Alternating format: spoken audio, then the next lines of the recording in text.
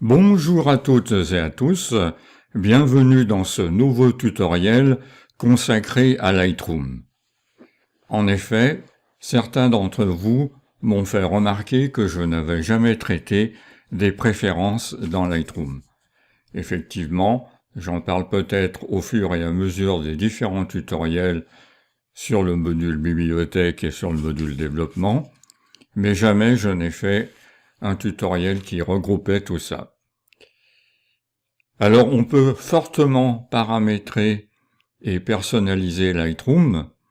C'est l'avantage et l'inconvénient de logiciels qui ont énormément de fonctionnalités et qui n'en sont pas à leur première version.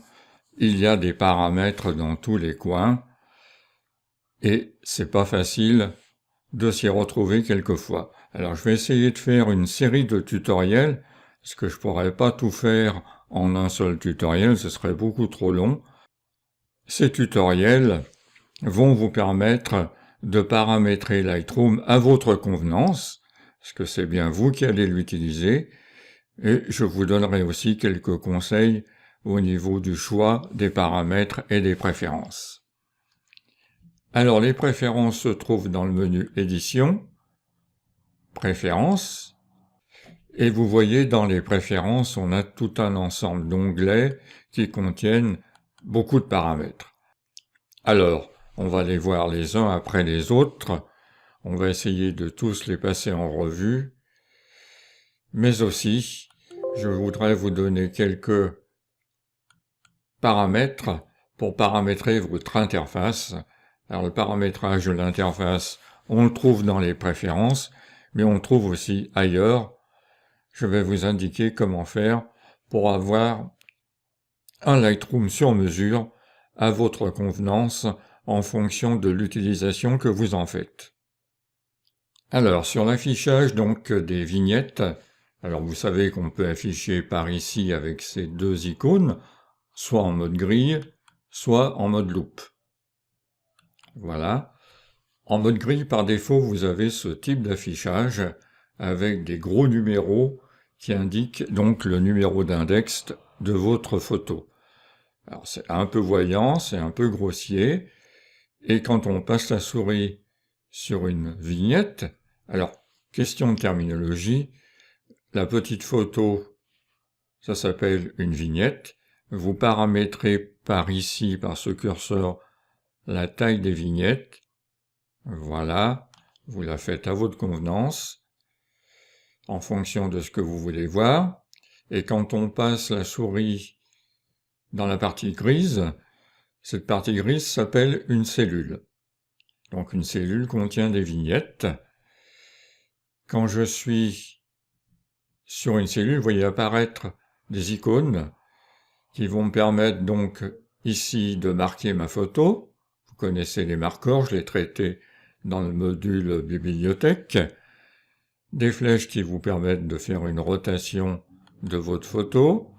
Vous pouvez noter votre photo avec les étoiles ici. Vous pouvez affecter une couleur.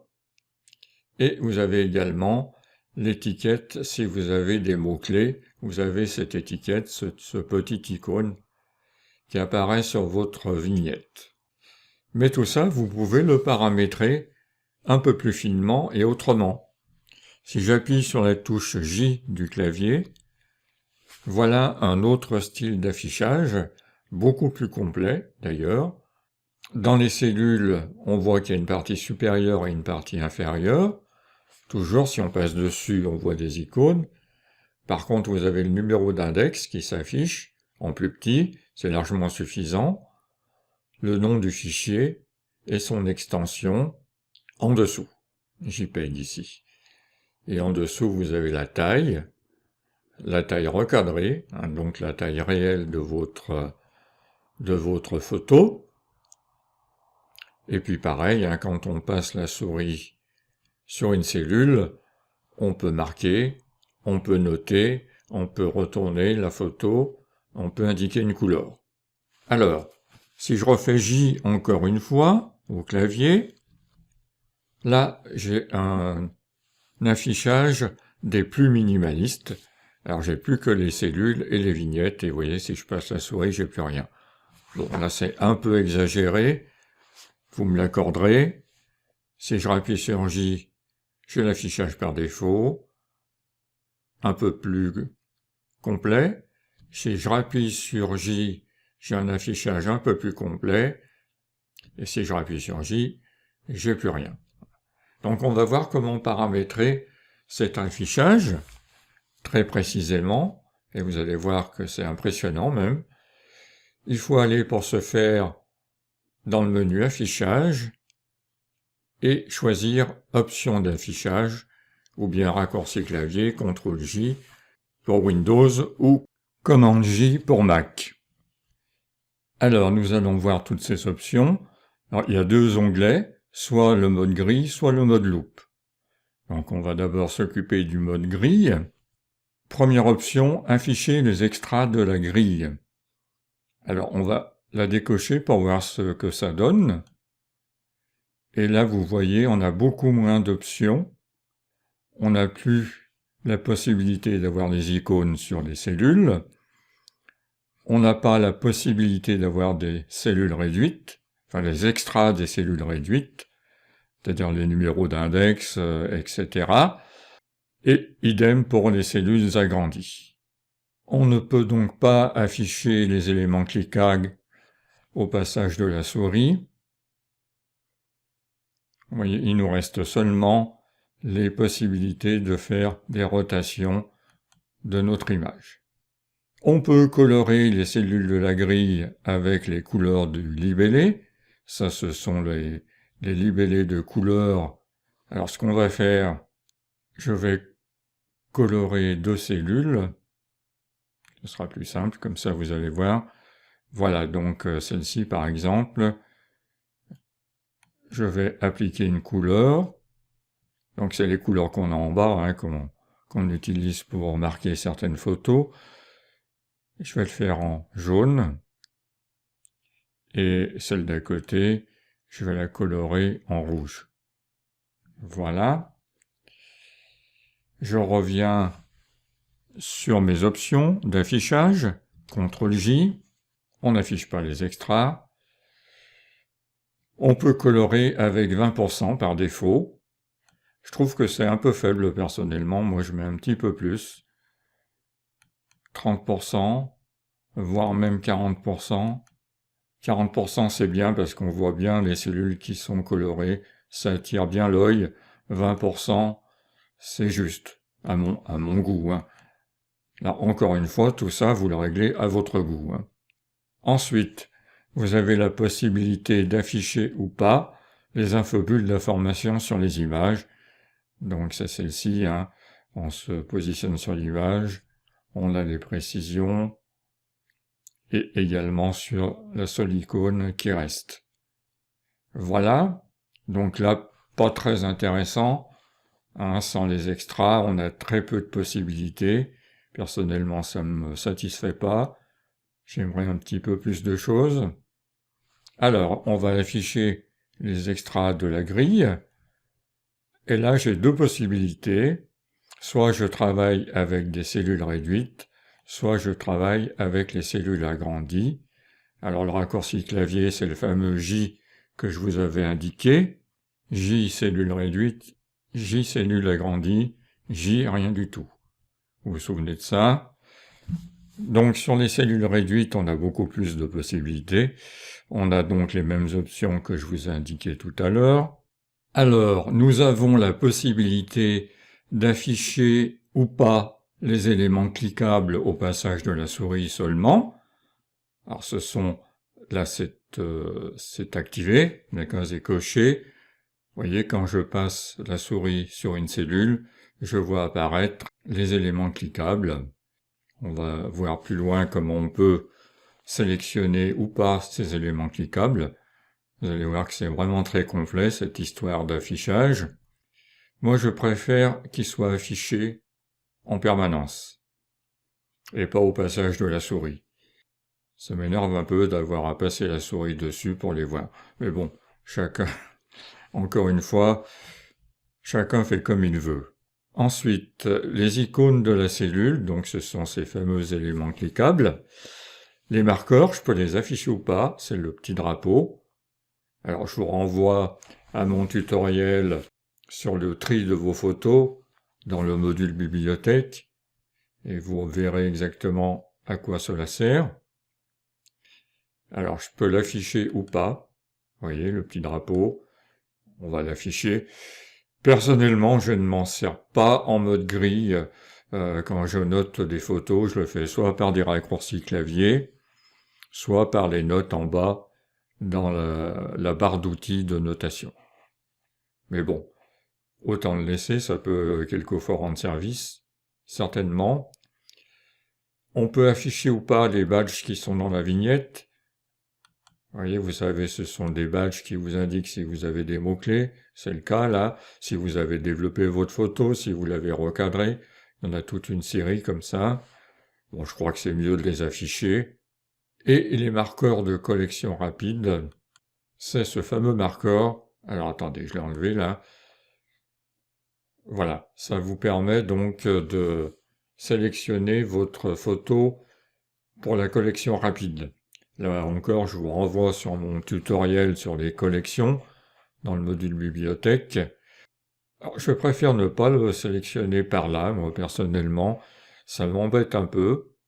Je le fais par des raccourcis clavier, parce que là on peut malencontreusement faire une fausse manip et aller cliquer dessus, ça m'est arrivé plusieurs fois, aussi bien en mode gris qu'en mode plan fixe. Alors on peut ne pas l'afficher, et là c'est une sécurité. Voilà, si vous voulez noter, donc vous pouvez cliquer sur les étoiles ou bien sur l'icône de couleur. Pour les cellules réduites uniquement, les extras, c'est le numéro d'index, le gros chiffre là, on peut ne pas l'afficher. Donc je trouve ça un peu dommage de ne pas voir le numéro de photo, même si je trouve qu'il est un peu gros. Les icônes de rotation sont les fameuses flèches, on les affiche ou pas.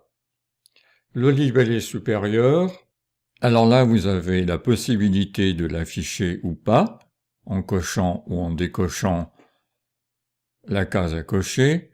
Si vous l'affichez, vous avez en plus la possibilité de choisir parmi une foule de paramètres. Regardez, et là je pense que vous ne voyez pas tout sur la vidéo, il y a énormément de paramètres possibles. Alors moi j'ai choisi le libellé qui apparaît dans les métadonnées. Pour le libellé inférieur, ça concerne donc la partie basse de la cellule. C'est la même chose, vous pouvez l'afficher ou pas. Vous voyez, là j'avais choisi note et libellé. Alors attention, le libellé c'est pas le même que celui d'en haut. Là ce qu'ils entendent par libellé, associé à la note, c'est le code couleur. Alors, vous voyez, il y a des petits pièges comme ça, il faut faire attention. Donc là si je l'affiche, vous voyez apparaître la note, les étoiles là, et le code couleur.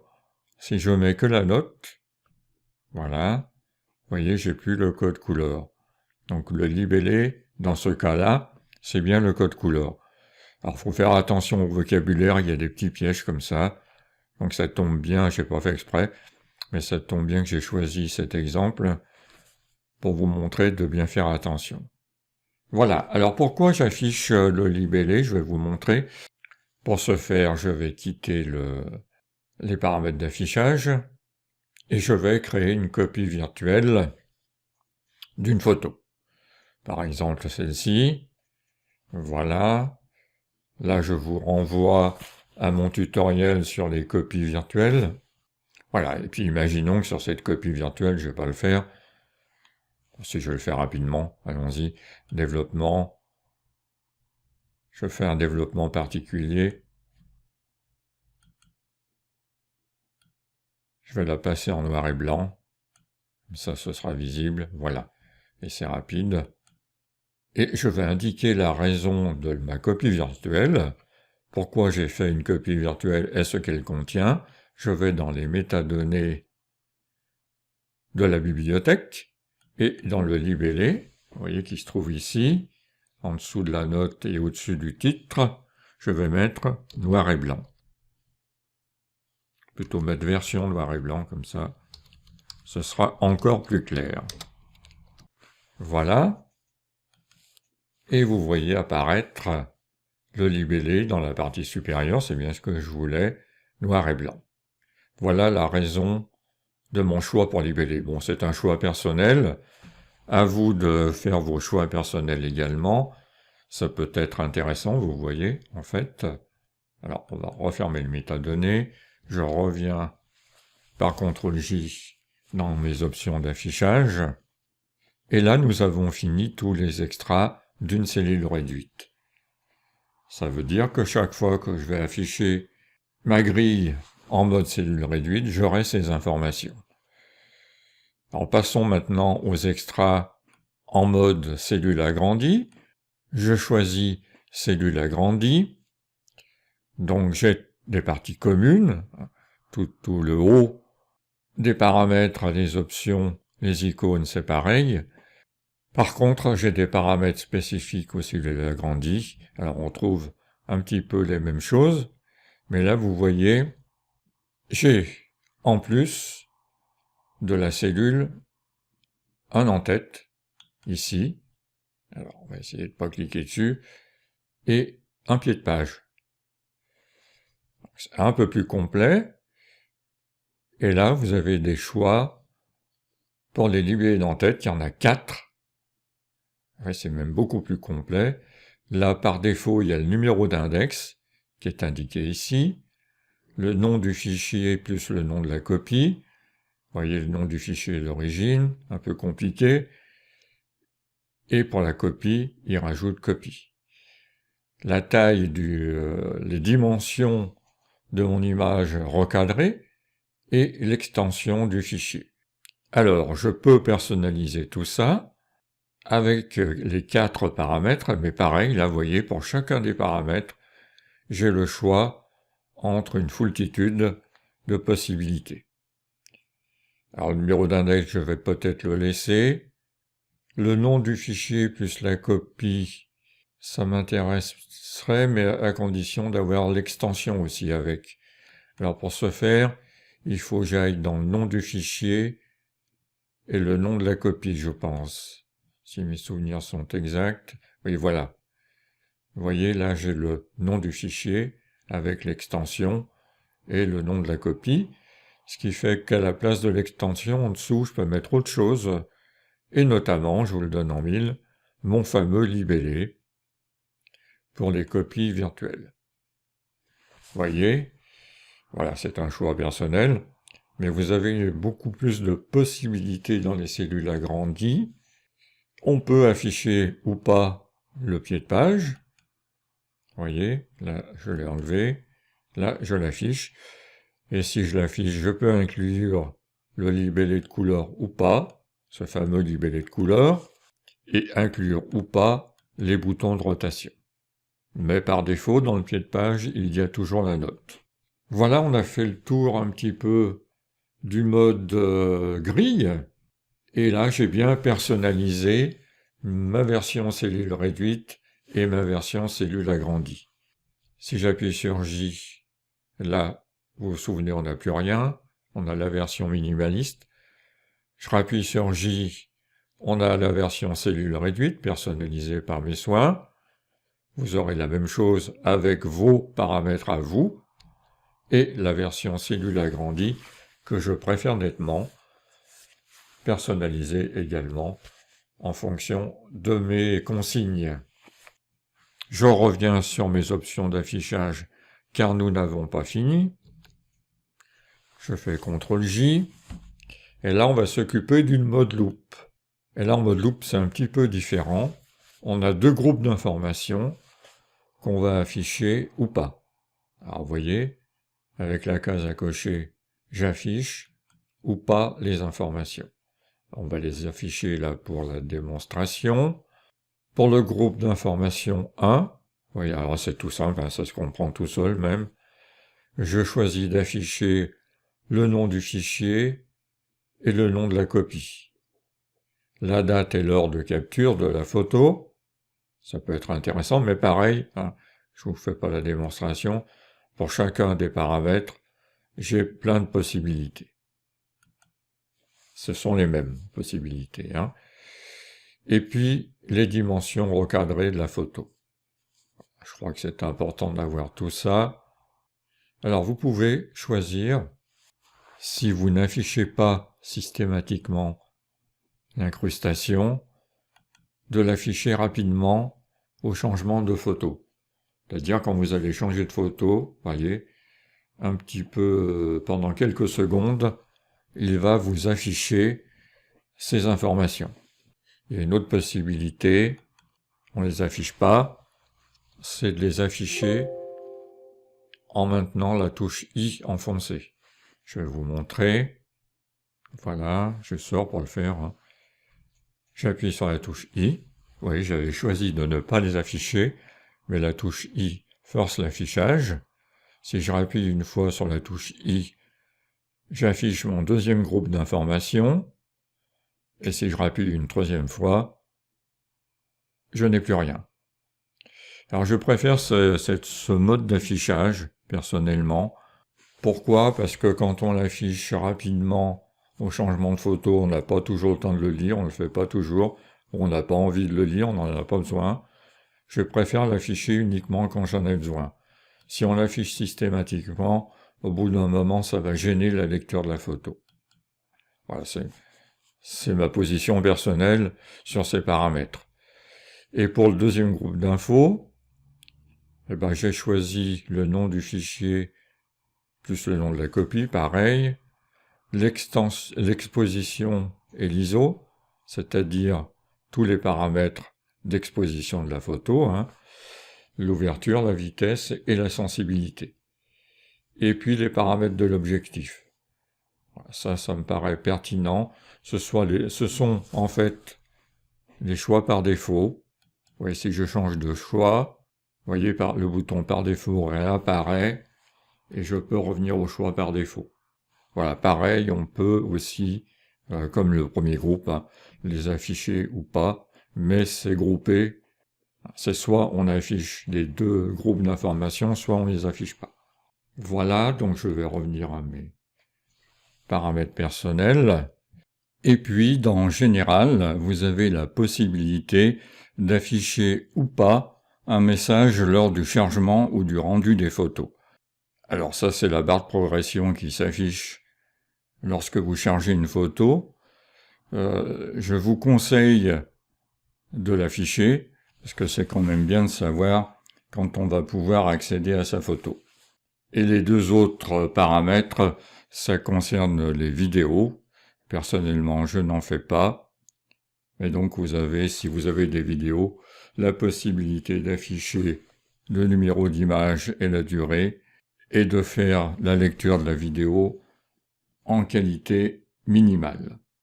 Voilà, je crois qu'on a fait le tour de ces options d'affichage. Vous voyez, il y en a pas mal.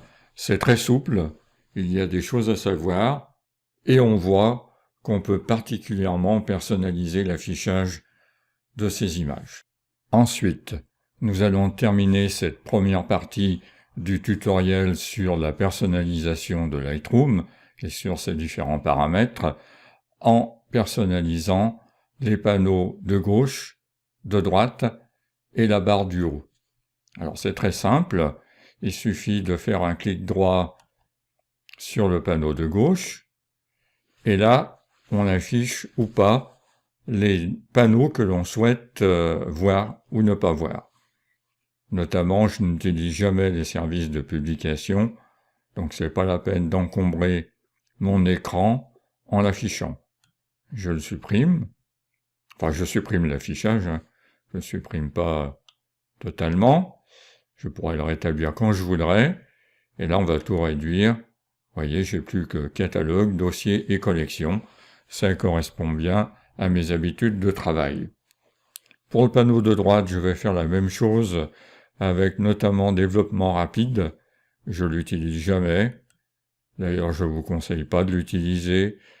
On n'est jamais si bien servi que par soi-même, et on n'a jamais ce qu'on veut avec les automatismes. Telle est ma devise. Alors pareil, je fais un clic droit, je supprime l'affichage de développement rapide, et là, j'ai quelque chose qui correspond mieux à ce que je fais habituellement. Les commentaires, je m'en sers jamais non plus. Je vais également les supprimer. Voilà. Pour la barre du haut, les modules, donc la barre des modules, je vous expliquerai dans le prochain tuto comment personnaliser cette plaque d'identité. Mais pour les modules, je me sers jamais du module livre, du module diaporama et du module web. Je vais donc supprimer leur affichage. Web, diaporama et livre. Voilà, on y voit déjà plus clair. Bibliothèque, développement, carte, éventuellement ça peut servir. Et le module d'impression, qui est très bien fait d'ailleurs. On n'en parle pas souvent. J'ai fait tout un ensemble de tutoriels dessus. Vous pouvez vraiment faire de l'impression de qualité avec ce module. Voilà, j'espère que ce tutoriel vous aura intéressé. Je vous remercie infiniment de l'avoir suivi et je vous invite vivement à suivre la seconde partie sur les paramètres d'affichage. Alors, vous pouvez vous abonner à ma chaîne YouTube, comme ça vous serez informé dès qu'il y aura une nouvelle vidéo. Mais je vous invite aussi à vous inscrire, c'est gratuit, à mon tout nouveau site qui s'appelle Vive la photo. On y accède par www.vivelaphoto.fr, c'est tout simple, tout attaché, Vive la photo. Et là, vous pourrez accéder à mes tutoriels d'une manière beaucoup plus simple que sur YouTube. Vous voyez, j'ai une rubrique tutoriel. Par exemple, je vais aller sous Lightroom formation complète. Voilà, j'ai un sommaire qui s'affiche. Un ensemble de tutoriels sur les différents modules. Et puis pour accéder à un tutoriel en particulier, il suffit de cliquer sur l'image. Là, vous avez une description du tutoriel, comme ça vous savez ce que vous allez voir et vous pouvez lancer la vidéo sur YouTube. Voilà, et en plus, vous avez la possibilité de poser des questions à travers mon forum. Vous voyez, vous allez dans la rubrique tutoriel et si vous avez une question particulière sur un tutoriel, vous allez dans la rubrique Lightroom par exemple et vous posez votre question et j'y réponds volontiers et avec grand plaisir. Je vous dis donc à très bientôt sur YouTube ou sur mon site personnel Vive la photo.